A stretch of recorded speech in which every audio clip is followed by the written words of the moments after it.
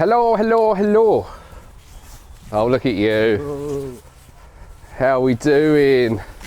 He's been a very good boy. Has he been a very good boy? Yeah. That's what we like to hear.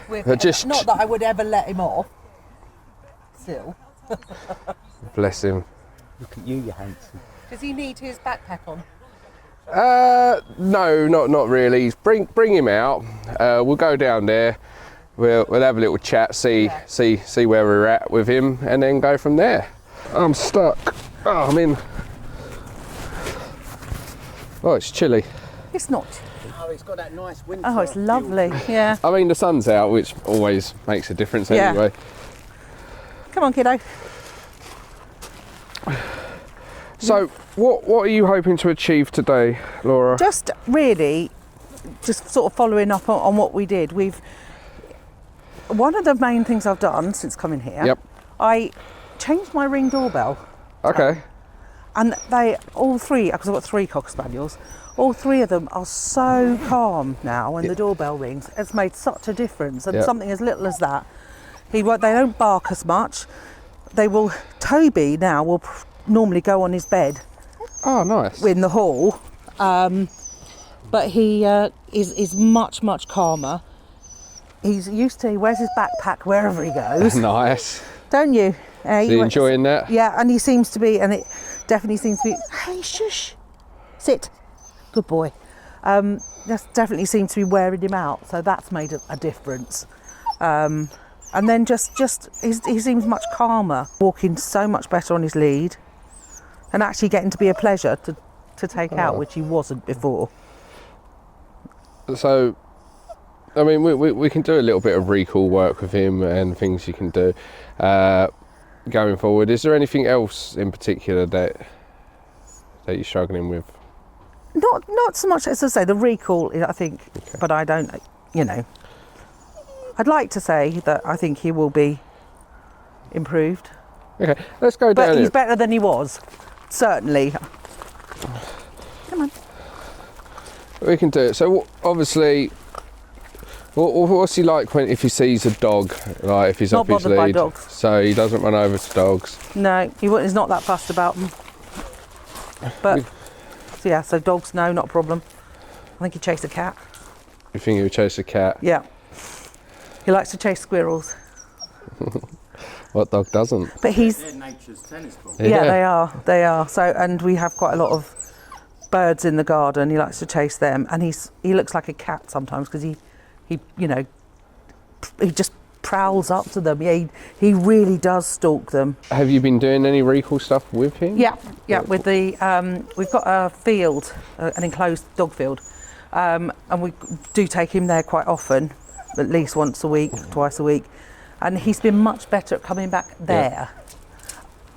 I just wouldn't let him off. He's actually started as well. He's now 5, and he's got a little sister who's now 6 months. And Toby's never really played with other dogs, apart from my son has a dog called Marvin, Mini Daxi, and they've been besties because there's only a month between them. But he's just started playing with our little girl. Oh. And I'm really, really playing. I mean, that again can go to the all-round what we've been doing so far. Just him being more relaxed and not as on edge allows him to then start to become more of a dog, making better decisions and stuff like that. So that's really good. What we're going to do, because he's been in the car, just take him on the grass, let him have a mooch around, let him see if he wants to go to the toilet, let him have a good old sniff. I'll get a long line out, and then we'll do some recall stuff, and we'll try to throw in some distractions along the way. So he would never have done that before, the checking in and things like that. No, I remember when he came, he was just away with the fairies. I think one of the things I said to you was like he's just looked at everything covered in you, and now that's good. So take him on the grass, let him have a little sniff around, find a nice long lead. Let's just whack this on your collar quickly, mate. If we go, want it on there. Have you got a crumb tag? Yeah. We're just about to start doing something huge with Crumb. Are you? Yeah. Right. Good boy. Have you got the sausages? I have got real sausages. Real sausages. Right, I'm going to put some sausages in my treat pouch. Come here, woofy woof. Right. Oi. That's okay. So, recall mistake number 1 right, is when your dog sees something, for example, a squirrel, cat, dog, whatever that may be, many times they will stop and look to see where you are. But the human natural panic reaction is to go where the dog is, right? But when the dog looks back and sees you taking a step towards them as you're trying to quickly grab them, the dog goes, well, we were going in that direction, I'll follow you. The actual thing to do that moment that the dog looks at something it wants, for example, is to be going in the opposite direction. So if I throw that out there, for example, if I kept moving forward when he wanted to go towards something, he's going to keep moving forward. But I need to, in that moment, when he looks back, be moving back. What's his name? I'm shipping names. Sorry? What's his name? Toby. Toby. Right. Mistake number 2 is obviously setting the dog up to foul. If he's off his lead and he can chase after something and I can't stop him, he's going to keep doing that. Yeah, he learns in that moment I can't stop him. So what I want to do is, Toby, come here. Yes! Backwards, backwards, backwards, backwards, backwards, backwards, backwards. Reward. That moving backwards is what encourages him to come forward. A lot of people, when they call the dog, will just be like, Toby, come, come. And sometimes the dog will come towards you, but if he's seen something over there and you're stationary, he's like, well, hang on a second, you're a little bit boring, I'm going to go there. And then in that panic, because he's seen something over there, we go, no, quick, Toby, come. And he starts, look, no, Toby, come. And the dog starts moving that way. We're trying to grab the dog, but the dog's like, this is great, you're running towards me, I'm going that way, let's run that way. Yeah, so we want to make sure the dog's on a lead. So if I go, Toby, come, and he ignores me, I don't keep going, come, come, come, come. Yeah, because I can start to, start nagging at the dog.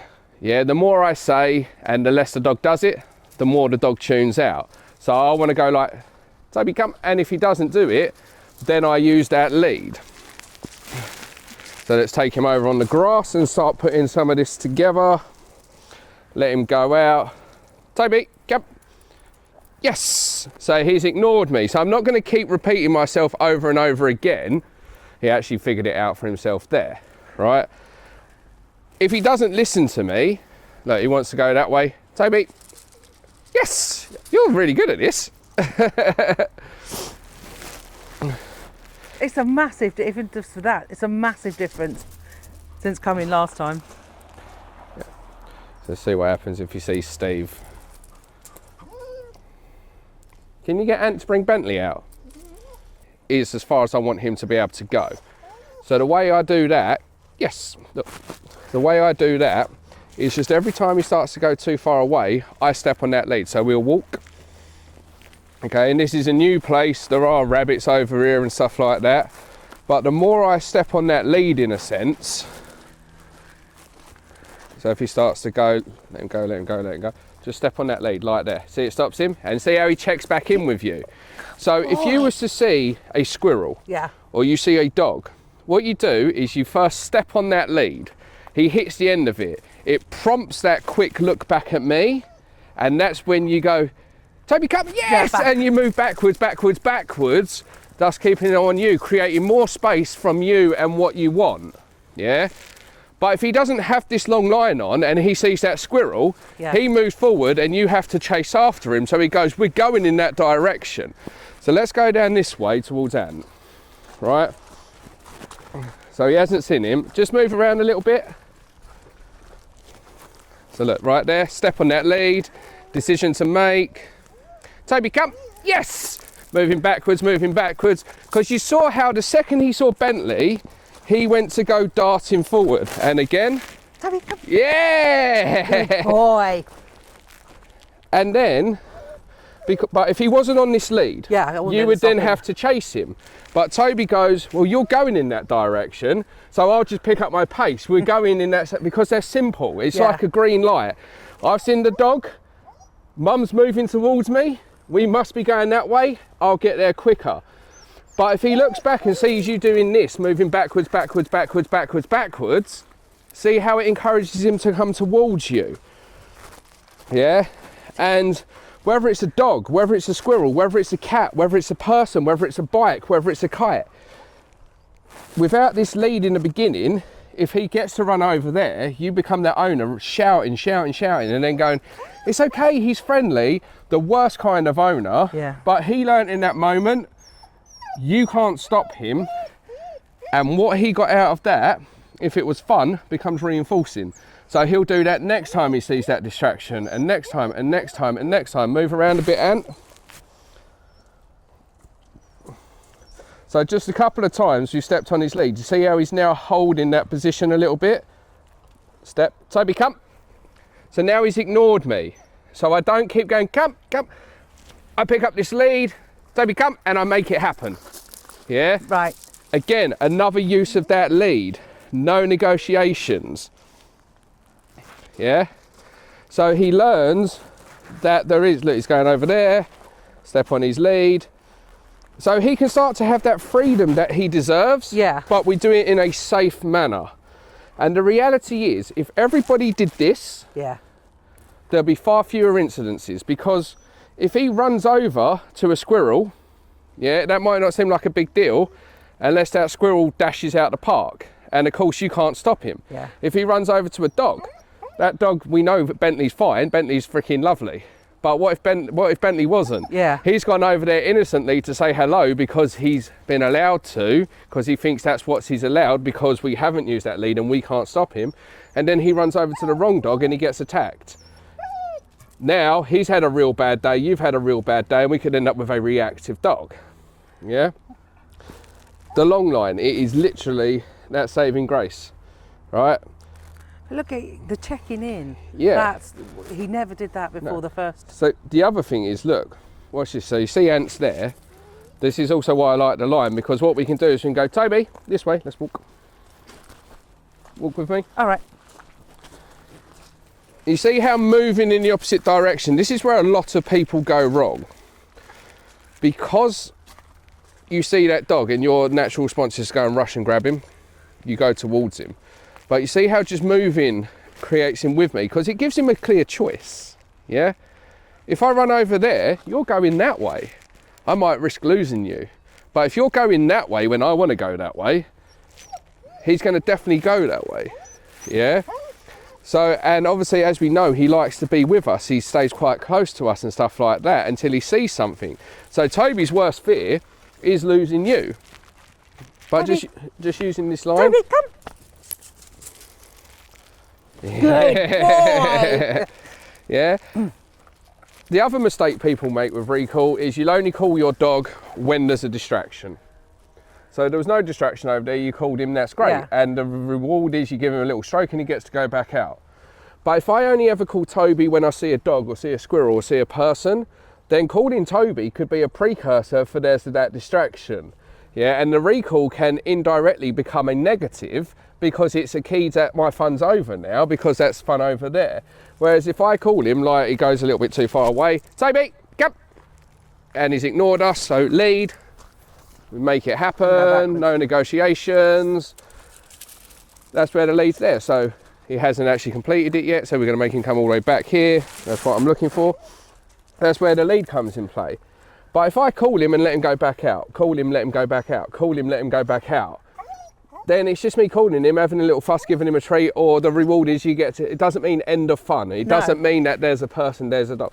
So when he does see a person or he does see that distraction, when I call him, it's not a precursor that there's something there. Right. Does that make sense? Yeah, no, it does. It does make a lot of sense. When you're out with your dog and it's running around having fun, so many people they just let the dog have that fun, which is good, but you only call him when you see that distraction. Something wrong, yeah. So we want to call him every 30 seconds to a minute for no reason whatsoever, let him go straight back out and play. Yeah. Yeah. And that lead was a nice demonstration, because even there, just to smell, nothing overly distracting, but if he can ignore me there when there's nothing going on, Yeah. what do you think he's going to do when there's something there? Something really interesting. Yeah, I can't call you off of a nice little scent. How am I going to call you off of the scent of a squirrel? See, look, he's going too far away. We don't like this, so we're going to put a stop to how far he can go. We're going to limit that, and you see we just limited it. If we didn't step on this lead, he'd be round the back of the shed now. Learning, he can go very far away from us. I don't always have to call him back to me if I don't need to, but because I limited how far he could go forwards, his natural response is to stop, think about it, and then start to come backwards. You see how just a simple step on that lead can teach Toby to stay close to us. Yeah? Recall is, like I said, the big mistakes we make with recall is we don't use a long lead so the dog can be an opportunity to ignore us. When we call the dog, we go running towards the dog because we're worried that it's going to run off and ignore us, but that just gives the dog the green light. It's like, well, I've seen something over there, you're moving that way, I'm going to come. When there's nothing going on, we let the dog go too far away. So the dog's used to being able to be that far away from us. Stepping on this lead, one, it teaches the dog how far it can go, but also teaches the dog to come back into our personal space or check back in with us. When we do call the dog, we have a habit of standing still, being very static or repeating ourselves over and over again. I call the dog once and I move backwards, encouraging the dog to come towards me. If the dog ignores me, I pick up that lead and I make it happen so the dog learns there's no negotiations. Okay. Toby, this way. Yeah, buddy boy. That's exactly what we want. And the final mistake is we only call the dog when we see a distraction. So that becomes a precursor to, no, you're trying to stop my fun. Now there's the dog, now there's that squirrel. We want to call the dog multiple times when there's nothing going on and let the dog go straight back out and play, so they learn us calling them equals a sausage or equals a fuss or equals I can go back and play. Play's not over. Yeah, so when we do call them when there is something going on, yeah, they know. It's not a precursor. Yeah. And finally, another mistake, we use enclosed fields. Right. And then we let the dog off. But in that enclosed field, if the dog can ignore us there when there's nothing going on, what do you think's going to happen when you add in distractions? So even if you use enclosed fields so the dog can run around and have a good time, you still want to make sure the dog's on a long lead if its recall's hit and miss. So when you do practice recalling it, the dog can't ignore you. It's not in a position where it can ignore you. And if it does, Yeah. the dog quickly learns that there's no negotiations here and you can bring it back in. People use enclosed fields and let the dog run around like a lunatic and it will still ignore them in the enclosed field. So if the dog can ignore you when there's nothing going on, it's going to ignore you when it sees a squirrel or a dog or a person. Yeah. Does that make sense? Yeah. So we'll just move this way a little bit. We'll challenge him a little Does bit your further. please not tidy up in lots? Yeah, that's the only downside. Quick little tip as well is obviously if you're going to go somewhere new, you can get an even longer lead if you want. But we're just staying close, we're just monitoring the situation. There's a dog, see what he wants to do. Let him sniff, these are all good things. Yeah. He's doing kind of what he wants to do, but then But what he initially wanted to do was the second he saw Bentley was go over to Bentley, but we prevented it. Without actually making a big deal of anything, what we're saying is don't worry about the dog over there, stay with us. You don't have to be right there. I don't have to put you back on that short lead. No. You can still sniff, you can still be around, but I'm going to limit how far you can go. A long line isn't just there for the sake of it. It isn't there to be annoying and get in the way. It is that bridge between giving that dog freedom. Yeah. The other thing is we've taught him how to walk properly on his lead, which helps massively because that helps with the attention, it helps with them following, it helps with them learning direction. When people come to me with recall training and their dog's all over the place on the lead, not paying attention to them, one of the first things I do is go, well, we're not going to be doing that today because we need to address your foundations, get that lead walking under control, get that attention, that focus, and teach the dog to start following us. Lead walking, if you stop, the dog stops. You turn left, the dog follows you. You speed up, the dog speeds up. You slow down, the dog slows down. The dog's still getting to sniff and have a good time on this walk, but you are teaching the dog to pay attention to your instructions. Yeah, you are setting a boundary, you're setting that sort of discipline in a sense of what's expected from the dog. Parent, child, not partner. Yeah, so when we come to doing recall, we just extend that lead from a freaking 3 to 6 foot lead to a 30 foot lead, yeah? And then we do very similar approaches on it. We teach him how far he can go with that, with creating an invisible boundary. We teach him that we're going to call him and let him go back out and play. We do all of these things. So he basically doesn't see it as a negative thing Yeah, when you absolutely. call him back because you're going to let him go again, but it's just on my terms. Yeah, absolutely. Yeah. But like I said, and just you have to watch this lead as well because you see how close this dog is. Here it's going to be difficult to step on his lead because his lead's out there, but you see how much lead he's got here. His direction to go there will take this bit away from my foot very quickly. So if I don't necessarily want to put him back on the lead, I just want to see where that dog's going. Yeah. I just change my position so I'm here. So if he does run now, I've clearly Yeah, got you're that in control, lead. yeah. But if you notice, I did it in a way that's not panicking, because most people, when their dog, when they see that distraction, they start to panic, yeah, and quickly rush to get the dog, and that's like, that triggers them to know something's going on.